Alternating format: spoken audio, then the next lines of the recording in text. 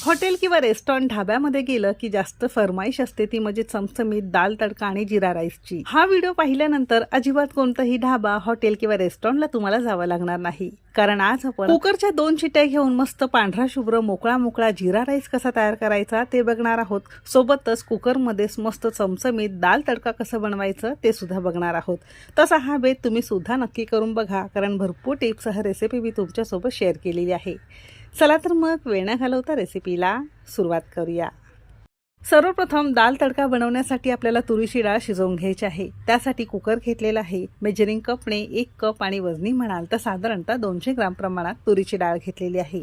तुरीची डाळ जेव्हाही तुम्ही बाजारातून घेता अशी ही अनपॉलिश्ड डाळ तुम्हाला घ्यायची आहे। एक तर शिजायला लवकर शिजते आणि चवीलाही अगदी छान लागते।